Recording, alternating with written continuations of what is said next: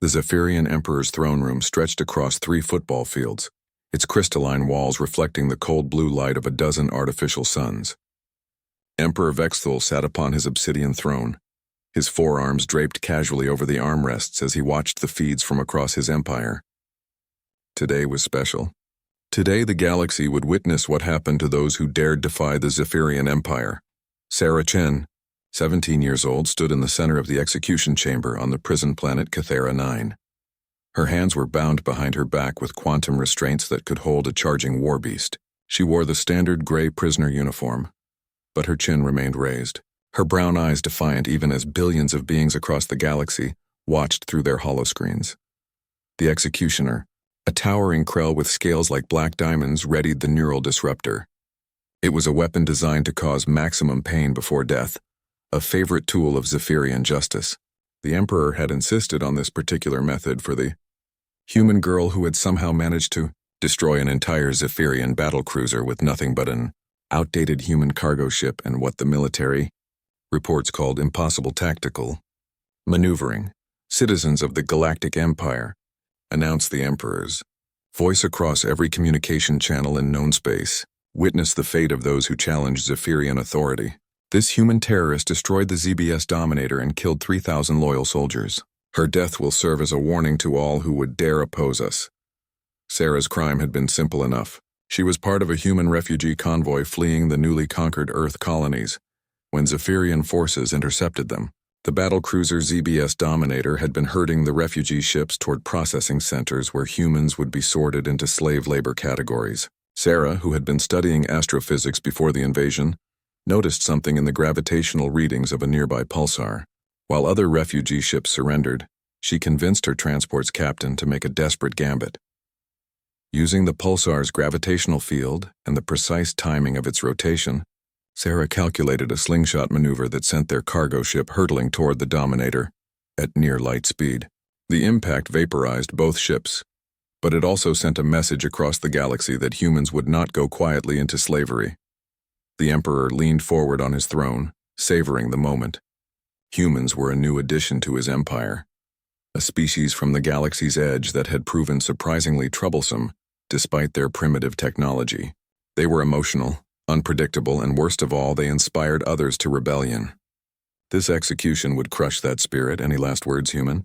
The executioner growled, its voice translator making the words sound like grinding metal. Sarah looked directly into the recording device, knowing her words would reach every corner of the galaxy. My name is Sarah Chen. I was born on New Vancouver in the Tau Ceti system. I wanted to be an astrophysicist. I wanted to map distant galaxies and discover new worlds. She paused, her voice growing stronger. Instead, you made me a weapon. You killed my parents, enslaved my people, and destroyed everything I loved. But you made one mistake. The Emperor's mandibles clicked in amusement. What could this child possibly say that would matter now? You think humans are weak because we feel emotions, Sarah continued. You think we're broken because we care about each other. But you don't understand what you've awakened. Every human watching this broadcast will remember my name. They'll remember what you did here, and they'll make you regret it.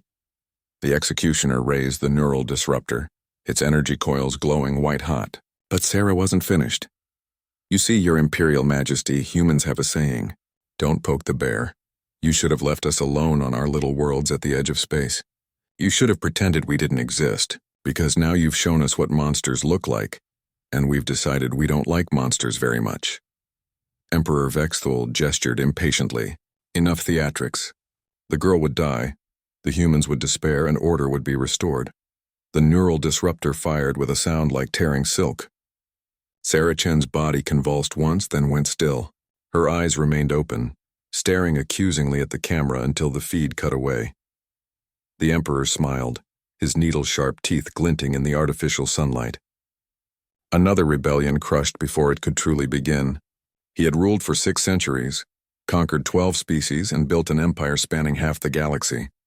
One dead human girl would not threaten his reign, but in his arrogance, the Emperor had forgotten something important about humans.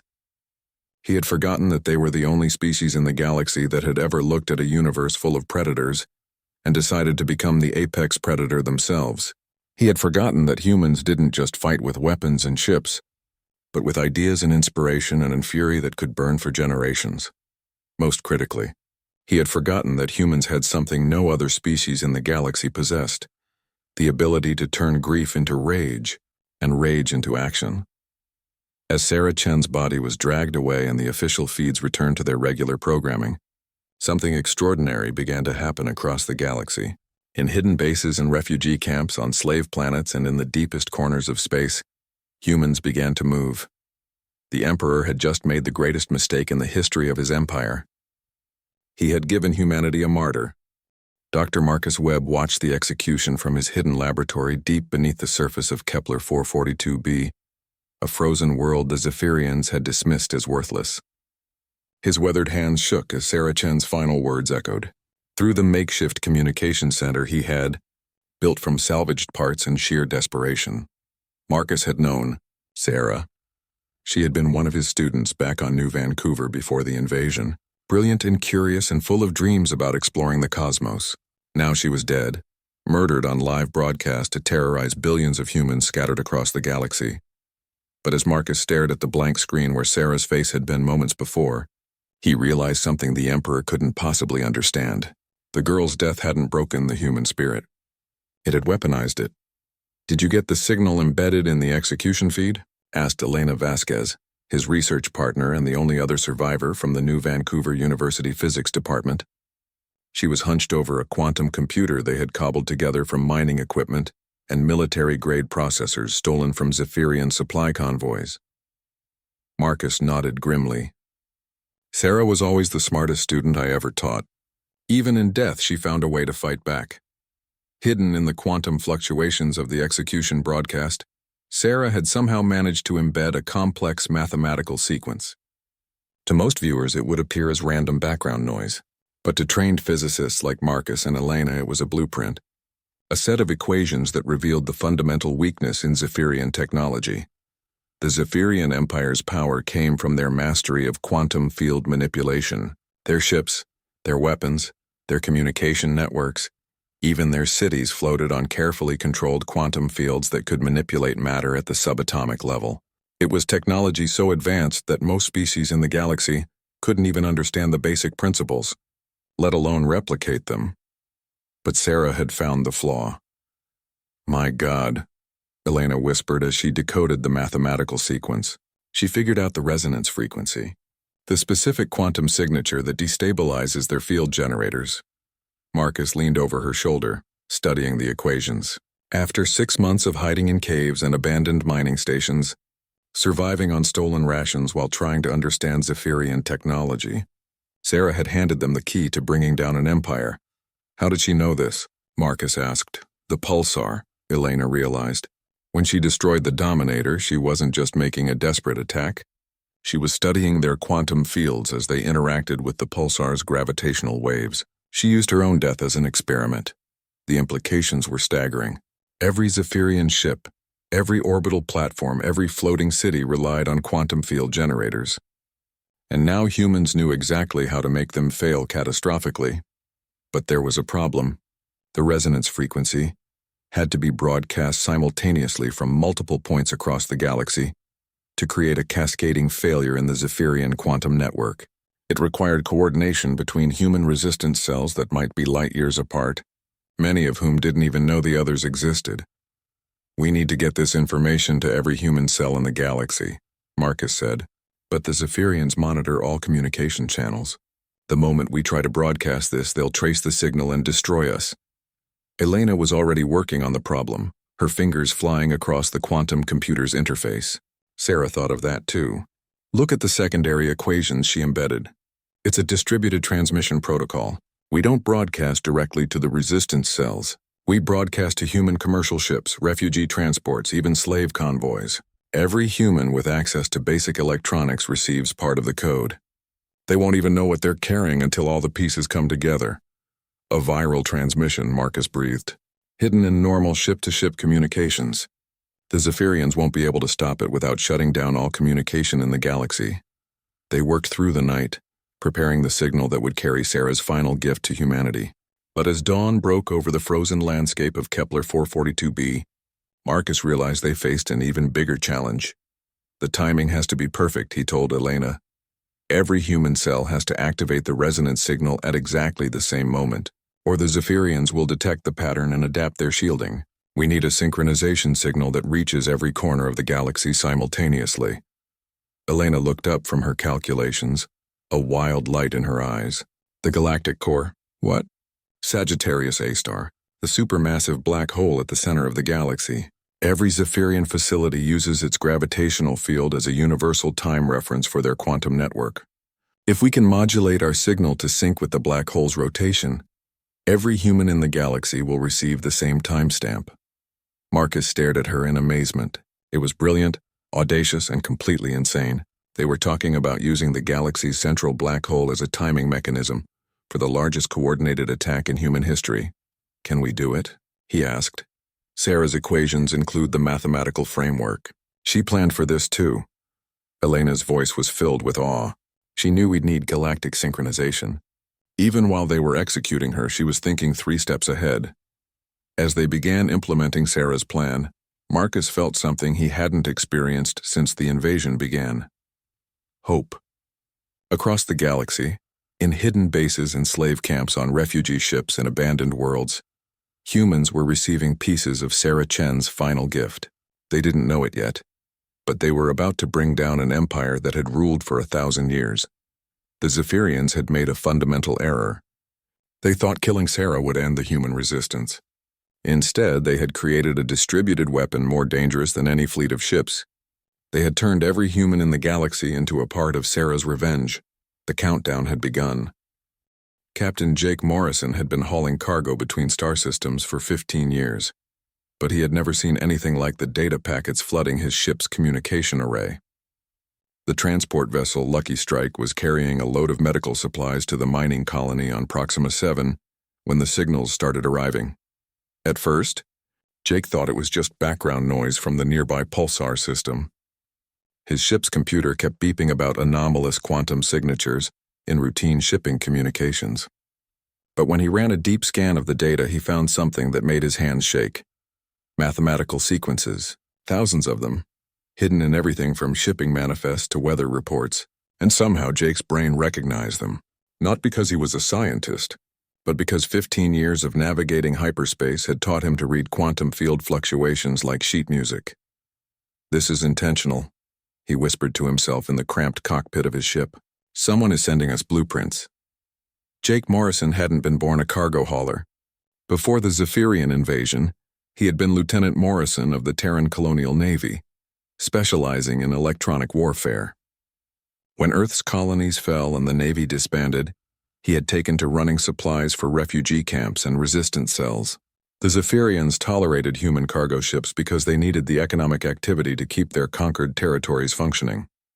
But now, as Jake decoded the hidden transmissions, he realized someone had turned the entire human commercial fleet into an unwitting intelligence network.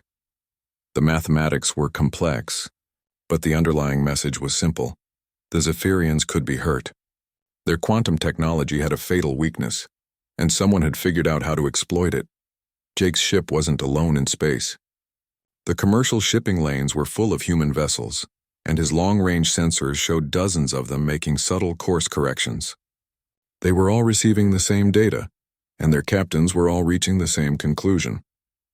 On the mining platform Titan Delta, Chief Engineer Rosa Santos was supposed to be focusing on extracting rare Earth elements for the Zephyrian industrial complex.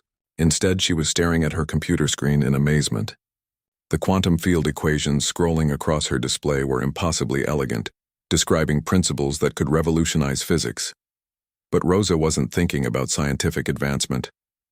She was thinking about the Zephyrian overseers who had killed her son when he tried to organize a work stoppage. She was thinking about the slave collars around every human neck on the platform. And she was thinking about how the equations on her screen might help her do something about it. Martinez, she called to her assistant, keeping her voice low to avoid the surveillance systems. Remember that old mining laser we decommissioned last month? The one with the burned-out quantum regulator? Yeah, it's in Storage Bay 7. Why? I think I know how to fix it, and maybe improve it a little. 3 star systems away, in the refugee camp on Kepler 438c. Dr. Yuki Tanaka was having a very different reaction to the hidden transmissions. As a former quantum physicist from the Tokyo Institute of Technology, she understood exactly what the equations meant. And she was terrified. "They want us to destroy every Zephyrian installation in the galaxy simultaneously," she explained to the camp's Resistance Council. "The mathematics are sound, but the implications are staggering. We're talking about collapsing quantum fields that support orbital cities with millions of inhabitants." "Zephyrian inhabitants," replied Commander Sarah Kim, the camp's military leader and one of the few surviving officers from the Colonial Defense Force. "The same species that murdered 15 billion humans and enslaved the rest. But if we do this, we become the monsters," Dr. Tanaka protested. "Mass genocide is still genocide regardless of who the victims are." The debate raged through the night, but as dawn broke over the refugee camp, they received additional transmissions that changed everything. Intelligence reports from across the galaxy, all sourced from human resistance cells. The Zephyrians weren't just enslaving conquered species. They were systematically exterminating them once their usefulness ended. 12 sentient races had been completely wiped out in the past century. Humans were scheduled for biological optimization within the next 5 years, a euphemism for selective breeding programs and population reduction. "They're not planning to keep us as slaves forever," Commander Kim said grimly. "They're planning to breed us down to a manageable population and eliminate the rest." Sarah Chen wasn't just fighting for freedom, she was fighting for survival. The decision was unanimous. The refugee camp would participate in what the hidden transmissions were calling Operation Sarah's Revenge. But the most important, preparations were happening in places the Zephyrians thought they controlled completely. In the slave factories of Vega Prime, where humans assembled components for Zephyrian technology, workers were quietly modifying the quantum field generators they built. A microscopic adjustment here, a subtle calibration change there, nothing the quality control systems would detect, but enough to amplify the resonance frequency when the time came. In the gladiatorial arenas of Rigel Station, where humans fought for Zephyrian entertainment, fighters were sharing knowledge in the brief moments between battles. How to identify quantum field projectors, how to overload power couplings, how to turn the arena's own defensive systems against their captors. Even in the high-security research facilities where the Empire's brightest human scientists worked under constant surveillance, the hidden transmissions were having an effect. Dr. James Wright, former director of the Cambridge Quantum Research Laboratory, had been forced to develop new weapons for the Zephyrian military. But now he understood that every weapon he created included components that could be turned against their makers. "The beauty of it," he explained to his lab assistant in carefully coded language, "is that quantum field manipulation is a double-edged sword. The more sophisticated their technology becomes, the more vulnerable it is to resonance cascade failure." The Zephyrians noticed none of this.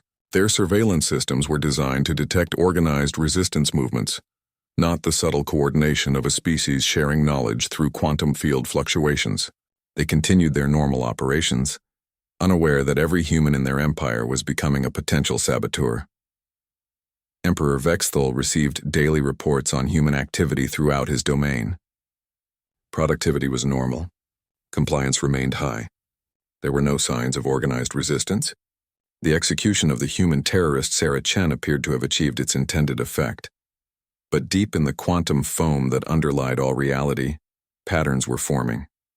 Millions of humans were simultaneously learning how to exploit the fundamental physics that powered Zephyrian civilization, and in 47 minutes they would teach the galaxy why humanity had survived every predator Earth had ever produced. The Zephyrians had wanted to break the human spirit. Instead, they had forged it into a weapon that could shatter worlds. Admiral Thane Korvac stood on the command bridge of the ZBS Eternal Glory, the flagship of the Zephyrian Third Fleet, and surveyed his domain with satisfaction. Below him, the oceanic world of Aquatica Prime sparkled like a blue jewel, its floating cities connected by streams of anti-gravity traffic. 5 million Zephyrians lived and worked on those platforms, supported by quantum field generators that kept their civilization hovering serenely above the planet's endless seas. It was a perfect symbol of Zephyrian superiority. Technology so advanced it seemed like magic, beauty that demonstrated their aesthetic superiority, and power that kept lesser species in their proper place. Admiral Korvax had been born on one of those floating cities, and he took personal pride in defending this crown jewel of the Empire. What he didn't know was that 3,000 feet beneath the ocean's surface, in the thermal vents where humans had been forced to work the underwater mining operations, Chief Petty Officer Lisa Chen was making final preparations for Sarah's revenge. Lisa shared more than a last name with the executed girl. Sarah had been her younger sister, the dreamer who wanted to map distant galaxies while Lisa chose the practical path of military engineering. Now surrounded by the crushing darkness of the ocean depths, Lisa was about to make her sister's final dream come true in the most violent way possible. "The resonance amplifiers are in position," reported Technician Second Class Miguel Santos, his voice distorted by the underwater communication system. "We've placed them at every thermal vent within 50 kilometers. When the signal comes, the entire oceanic power grid will cascade." Lisa nodded, checking her chronometer. 31 minutes until synchronization with Sagittarius A star. 31 minutes until every human in the galaxy struck simultaneously. The plan was elegant in its simplicity. Aquatica Prime's floating cities drew their power from thermal conversion plants built around the ocean's volcanic vents. The Zephyrians had chosen this method because it was efficient, clean, and supposedly impossible to sabotage. The thermal plants were buried 3 miles underwater, accessible only to specially trained workers wearing advanced environmental suits. What the Zephyrians hadn't considered was that humans were very good at working in hostile environments.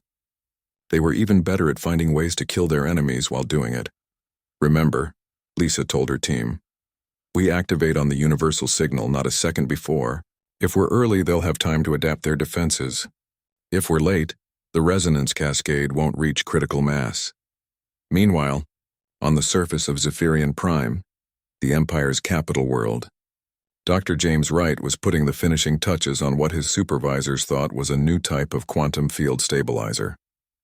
In reality, it was the most sophisticated bomb ever created by human hands.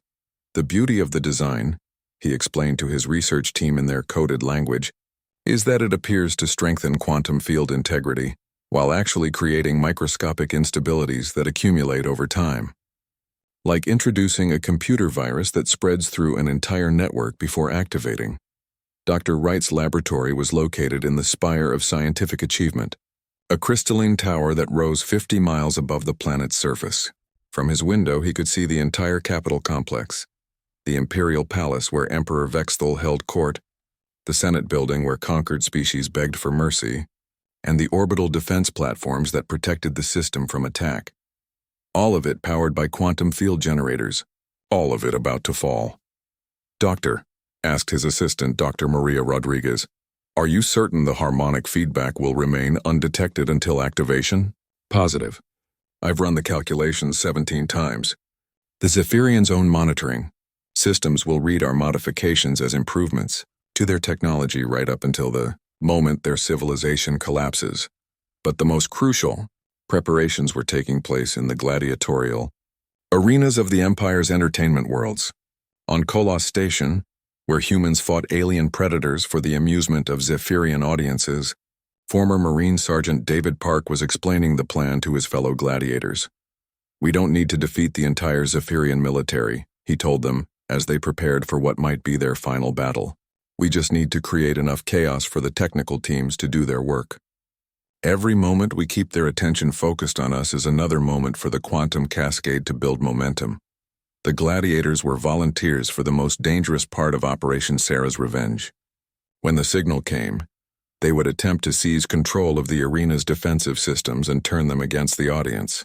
Most of them would die in the attempt, but their sacrifice would ensure that Zephyrian security forces were too busy fighting fires to notice the quantum field generators failing all around them. "My daughter died on Earth when they dropped the orbital bombardment platforms," said Marcus Johnson, a former heavyweight boxing champion who had become the arena's most popular fighter. "I've been looking forward to this for 3 years. Sarah Chen asked us to remember her name," added former Navy SEAL Rebecca Torres.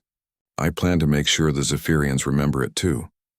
As the countdown continued, similar scenes were playing out across the galaxy. In the slave factories of Proxima Centauri, human workers were making final adjustments to the quantum field generators they had been forced to build. In the research stations orbiting gas giants, human scientists were preparing to overload the very equipment they had been coerced into developing. In the asteroid mines and orbital platforms and generation ships that carried human refugees between star systems, millions of people were preparing to strike back at the empire that had destroyed their worlds. But perhaps the most important preparations were taking place in locations the Zephyrians didn't even know existed. In hidden bases built inside asteroids and camouflage stations orbiting rogue planets, in the vast empty spaces between star systems, where human survivors had learned to hide from Imperial patrols, Captain Jake Morrison had rendezvoused with 7 other cargo haulers at a debris field that had once been the human colony of New Geneva. Together they were assembling what their technical teams called a resonance bomb, a device that would amplify Sarah's signal and broadcast it directly into the quantum substrate that underlied all Zephyrian technology. The synchronization has to be perfect, explained Dr. Elena Vasquez, who had traveled from her hidden laboratory to oversee the final preparations. Every human cell in the galaxy must activate their devices within a 3-second window. If we're scattered across too wide a time frame, the Zephyrians will detect the pattern and implement emergency countermeasures. And if we succeed, asked Captain Morrison, then every quantum field generator in the Empire fails simultaneously. Their ships fall out of hyperspace. Their cities crash. Their weapons stop working. Their communication networks collapse. Dr. Vasquez paused, looking out at the debris that had once been a thriving human world. And we get to see what a galaxy looks like when humanity decides to stop being prey. Emperor Vexthul was hosting a celebration in his palace, toasting the successful execution of the human terrorist and the continuing stability of his empire. He raised his crystal goblet filled with fermented nectar from the conquered homeworld of the Altarian Collective, unaware that in 16 minutes, every human in his galaxy would teach him why extinct civilizations feared Earth's children. The countdown continued. Across the Empire, millions of humans checked their chronometers and made their final prayers. Some prayed to the gods of Earth, others prayed to the memory of lost worlds, but all of them prayed that Sarah Chen's sacrifice would not be in vain. In 14 minutes, they would have their answer. The moment arrived at exactly 15:42:17 Galactic Standard Time, synchronized to the rotational pulse of Sagittarius A star, the supermassive black hole at the galaxy's center. Across 47 star systems in hidden bases and slave camps, on refugee ships and gladiatorial arenas, millions of humans simultaneously pressed buttons, flipped switches, and activated devices they had spent months preparing. The first sign of success came from the Outer Rim territories. On the agricultural world of Harvest 7, the Zephyrian orbital processing stations simply stopped working. Massive platforms that had floated serenely above the planet's farmland for decades suddenly lost their quantum field support and began falling toward the surface. Emergency alarms screamed across the communication networks as 5-mile-long structures carrying hundreds of thousands of Zephyrian colonists started their inevitable descent toward the planet below. But the Zephyrians barely had time to register this disaster before reports began flooding in from across their empire. The mining station at Kepler 442b went dark as its power systems failed catastrophically. The luxury resort orbiting the binary stars of Alpha Centauri lost gravity control and began tearing itself apart under tidal forces. The military academy on Rigel 4 watched in horror as their training ships fell out of formation, their quantum drive suddenly inert. Admiral Thane Korvax felt the deck plates of the ZBS Eternal Glory shudder beneath his feet. Engineering report. He barked into his communication device. The response came through crackling static as the ship's quantum communication array began to fail. Admiral, we're reading cascade failures in all primary systems. The quantum field generators are destabilizing across the entire fleet. Through the bridge's viewport, Admiral Korvax watched the impossible happen. The floating cities of Aquatica Prime, marvels of Zephyrian engineering that had defied gravity for over 3 centuries, began to fall. 3,000 feet below the ocean's surface, Chief Petty Officer Lisa Chen watched her instruments with grim satisfaction. The resonance amplifiers her team had placed at the thermal vents were working perfectly. The harmonic frequency that her sister Sarah had discovered was propagating through the planet's quantum field network, causing every field generator on Aquatica Prime to enter cascade failure. All teams, this is Chen, she broadcast to her scattered units. The thermal grid is compromised. Zephyrian power systems are failing planet-wide, beginning emergency extraction procedures. But even as Lisa and her team prepared to swim to safety, she knew that Aquatica Prime was doomed. 5 million Zephyrians lived on those floating cities, and now those cities were falling into an ocean 3 miles deep. It was genocide on a scale that made her stomach turn, but it was also justice for the 15 billion humans who had died when the Zephyrians conquered Earth's colonies. The destruction was not random. Sarah Chen's equations had been carefully calculated to target Zephyrian infrastructure while minimizing damage to enslaved populations. On worlds where humans worked in underground facilities, the quantum cascade was designed to disable surface installations while leaving the subsurface areas intact. On space stations where mixed populations lived in different sections, the failures were targeted to specific modules. But on worlds like Aquatica Prime, where the Zephyrian population lived in quantum-supported cities, while humans worked in the deep ocean facilities, there was no way to separate the targets from the collateral damage. On Zephyrian Prime, the Empire's capital world, Dr. James Wright watched from his laboratory in the spire of scientific achievement as the Imperial Palace began to collapse. The crystalline structure, which had stood for 800 years as a symbol of Zephyrian power, was dissolving as its quantum field supports failed. "My God," whispered Dr. Maria Rodriguez. "The entire government quarter is coming down." But Dr. Wright's attention was focused on something else. Through his laboratory's quantum sensors, he could see the cascade failure propagating outward from Zephyrian Prime, like ripples in a pond. Every quantum communication relay, every hyperspace beacon, every orbital defense platform was going dark in sequence. "It's working," he said with quiet amazement. "Sarah's equations are working perfectly. The resonance frequency is spreading through their entire network." In the gladiatorial arenas of Kolos Station, former Marine Sergeant David Park and his fellow fighters had seized control of the facility's defensive systems just as the quantum cascade reached their section of space. The arena's Zephyrian audience watched in terror as their own security weapons turned against them. But that was nothing compared to what happened next. The station's artificial gravity failed catastrophically, sending thousands of Zephyrians tumbling through the air in chaotic, deadly trajectories.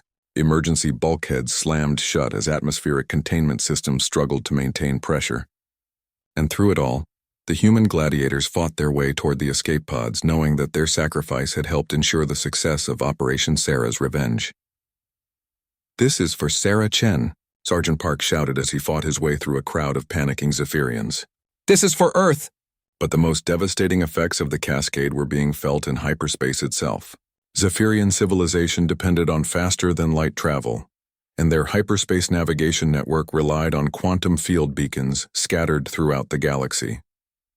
As those beacons failed in sequence, thousands of Zephyrian ships found themselves stranded between the stars.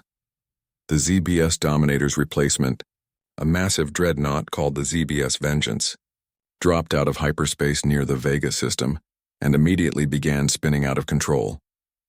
Its quantum navigation systems had failed mid-jump, and now the ship was tumbling through normal space with no way to restart its engines. Captain Veltar, the ship's commanding officer, stared at his displays in disbelief. "How is this possible? Our technology is foolproof. No primitive species should be able to interfere with quantum field manipulation." His science officer, a Zephyrian named Kexthon who had spent decades studying conquered species, provided the answer that would haunt the Empire's survivors for generations to come. "Sir," Kexthon said quietly, "I believe we underestimated the humans. They didn't develop new technology to defeat us. They understood our technology better than we understood it ourselves." The realization was spreading throughout the Empire as reports continued to pour in. This wasn't a random system failure or a natural disaster. This was a coordinated attack that had simultaneously targeted every piece of Zephyrian technology in the galaxy. Emperor Vexthul's celebration had turned into a nightmare. The Imperial Palace was collapsing around him, his communication networks were failing, and reports from across the Empire described a civilization in free fall. As he struggled to reach an escape pod through corridors filled with falling debris, the Emperor finally understood. What the human girl had meant when she said that humans didn't like monsters. But the most shocking revelation came from the Imperial Science Division's final transmission before their facility lost power. Their analysis of the quantum cascade revealed something that defied everything the Zephyrians thought they knew about their conquered subjects.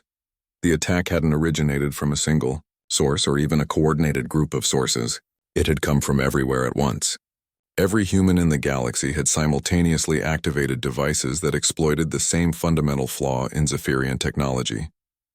Millions of people scattered across dozens of star systems had acted as a single organism with perfect timing and coordination. It wasn't just a military defeat. It was proof that humanity possessed a type of collective intelligence that the Zephyrians had never encountered before. They had conquered 12 species across 6 centuries of expansion, but they had never faced anything like the terrifying unity of purpose that humans could achieve when properly motivated. As the cascade failures continued to spread throughout the galaxy, one fact became clear to any Zephyrian still capable of receiving communications. Their 1,000-year empire was ending, not with a bang, but with the quiet, precise click of millions of human fingers pressing buttons in perfect synchronization. Sarah Chen had kept her promise. The Empire would remember her name. 47 minutes after Sarah Chen's execution was broadcast across the galaxy, the Zephyrian Empire ceased to exist. The collapse wasn't gradual or partial. It was total, simultaneous, and irreversible. Every quantum field generator, every hyperspace beacon, every anti-gravity platform, and every faster-than-light communication relay failed within the same 3-second window. A civilization that had ruled half the galaxy for over a millennium simply stopped working. On Zephyrian Prime, Emperor Vexthul's escape pod managed to clear the collapsing palace before the entire government quarter fell into ruins. But as his small craft struggled to reach orbit with its backup chemical engines, the Emperor watched his capital world die around him, the great spires of achievement. Crystalline towers that had reached into the upper atmosphere were crumbling like sandcastles. The orbital defense platforms that had protected the system for centuries were falling toward the planet's surface, their massive bulk turning into continent-killing meteors. And everywhere, the floating cities and sky bridges that had defined Zephyrian architecture were simply dropping out of the sky. "Your Imperial Majesty," said his aide, Commander Yexthul, as she tried to establish communication with the Imperial fleet. "I'm receiving no response from any of our ships. The entire hyperspace communication network appears to be offline." The Emperor stared at the devastation below. "How many of our people lived in the capital?" 2 billion, Your Majesty. "And how many will survive the collapse?" Commander Yexthul consulted her instruments, though the readings she was getting seemed impossible. "Based on the failure rate of our emergency systems, perhaps 10%, maybe less." Emperor Vexthul had ruled for 6 centuries, conquered 12 species, and built an empire that spanned 30,000 light-years. He had considered himself the most powerful being in the galaxy. Now he was watching his civilization die in real time, and there was nothing he could do to stop it. But the Emperor's personal tragedy was just a tiny part of the galaxy-wide catastrophe that was unfolding. In the Antares system, the ZBS Infinity, flagship of the 4th Fleet, had been conducting a routine patrol when every system on board suddenly failed. Admiral Krelvoth found himself commanding a dead ship drifting in interstellar space. Its crew of 50,000 Zephyrians facing slow death as life support systems began to fail. "Engineering reports that all quantum field generators are offline," his tactical officer announced. "We have approximately 6 hours of emergency power remaining." Admiral Krelvoth had spent his entire career preparing for war against alien civilizations. He had studied the military capabilities of dozens of species, planned strategies for conquering resistant populations, and developed protocols for suppressing rebellions. But he had never prepared for this. Total technological failure with no enemy ships in sight. "Sir," said his communications officer, "I'm receiving distress signals from across the fleet. Every ship is reporting the same failures. And, sir, I'm also detecting similar signals from Imperial installations throughout the sector." The Admiral's tactical display, running on backup power, showed the true scope of the disaster. Red warning icons were appearing at every Imperial facility within sensor range. Military bases, civilian stations, mining operations, research facilities. All of them were going dark simultaneously. This isn't equipment failure, Admiral Krelvoth realized. This is sabotage on a scale we've never seen before. Meanwhile, in the slave labor camps and refugee settlements scattered throughout Imperial space, a very different scene was playing out. The humans who had spent years hiding their preparations were finally revealing their true capabilities. On the mining world of Tau Ceti III, Chief Engineer Rosa Santos emerged from the underground tunnels, where she had been preparing for this moment. Above ground, the Zephyrian Overseer's quantum weapons had stopped working. Their hover platforms had crashed, and their communication systems were dead. For the first time since the invasion, the humans outnumbered their captors and had superior technology. "Attention all mining teams," Rosa broadcast over the emergency communication system they had built in secret. "This is Santos. The Zephyrian control systems are offline. Repeat, we are free to take control of our own facility." The response was immediate and overwhelming. Human workers emerged from mines and processing plants throughout the system, carrying weapons they had improvised from mining equipment and vehicles they had modified in preparation for this day. The Zephyrian garrison, stripped of their technological advantages, found themselves facing a coordinated uprising by people who had been planning revolution for years. But the most dramatic scenes were playing out in space itself. The hyperspace shipping lanes that connected the Empire's worlds had become graveyards as thousands of Zephyrian vessels dropped out of faster-than-light travel and found themselves stranded between the stars. Captain Jake Morrison and his fellow human cargo haulers had been waiting for this moment. Unlike the Zephyrian ships, human vessels relied on simple fusion drives and chemical rockets that weren't affected by the quantum cascade. While the Imperial Navy drifted helplessly in space, human ships suddenly found themselves the most advanced mobile platforms in the galaxy. "This is Morrison to all human vessels in the sector," Jake broadcast over the improvised communication network they had established. "Zephyrian technology is down galaxy-wide. We are now the dominant force in local space, beginning rescue operations for human populations on Imperial installations." The irony was not lost on any of the human captains. For 3 years they had been barely tolerated cargo haulers, allowed to operate only because the Zephyrians needed their economic services. Now they were the only ships in the galaxy that could travel between star systems. But perhaps the most significant development was taking place on Earth itself. The homeworld of humanity had been the first target of the Zephyrian invasion, its major cities destroyed by orbital bombardment, and its surviving population scattered to processing centers throughout the galaxy. The Zephyrians had converted Earth into an administrative center, building their regional headquarters in the ruins of London and using the planet as a symbol of their dominance over humanity. Dr. Elena Vasquez had spent months infiltrating the Earth facility, using her credentials as a quantum physicist to gain access to the planetary control systems. When Sarah's signal activated, she was in the perfect position to take revenge for her homeworld.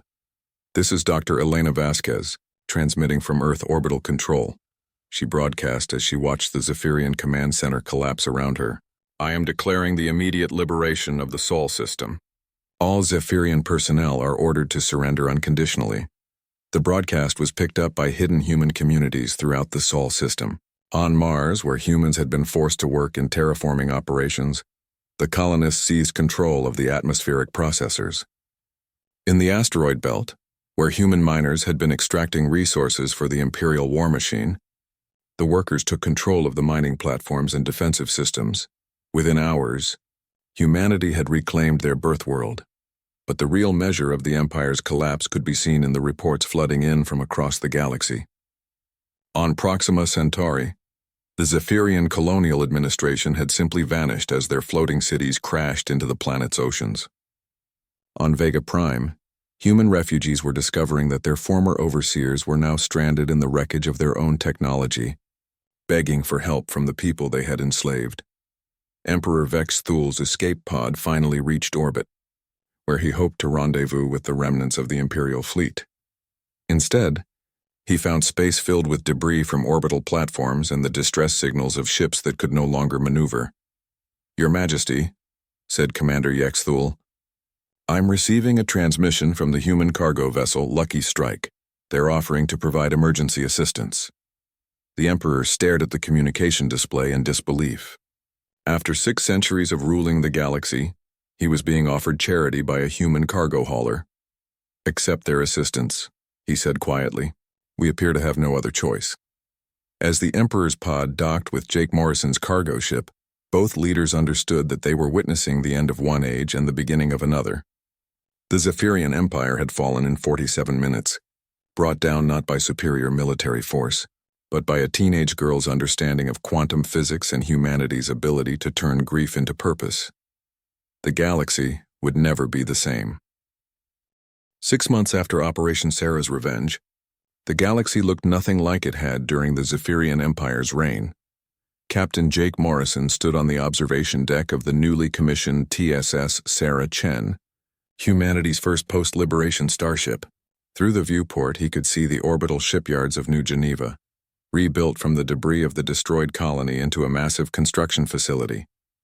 Dozens of ships were under construction, their designs incorporating both human engineering principles and salvaged Zephyrian technology. But these weren't warships.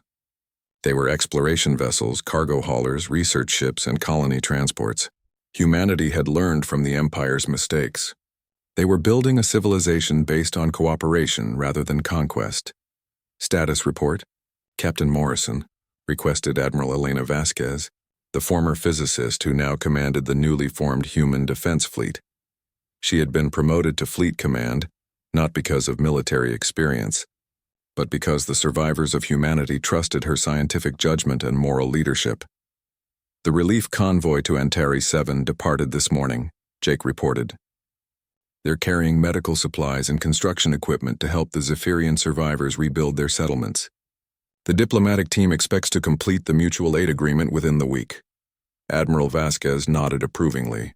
It was still strange to think of Zephyrians as refugees needing human assistance, but that was the reality of the post-Empire galaxy.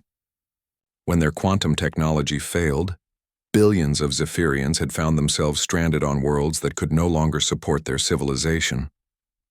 Without human aid, most of them would have died. The decision to help their former oppressors had been controversial among human survivors. Many people had wanted to let the Zephyrians face the consequences of their imperial ambitions. But Dr. Marcus Webb, speaking for the scientific community, had argued persuasively for a different approach. If we become the monsters they were, he had said at the first Galactic Assembly, then Sarah Chen died for nothing. She didn't sacrifice herself so we could build another empire. She died so we could build something better. The Galactic Assembly itself was perhaps the most remarkable development of the new era. Representatives from dozens of species met monthly on the neutral world of Kepler 442b to coordinate reconstruction efforts and establish new protocols for interspecies relations.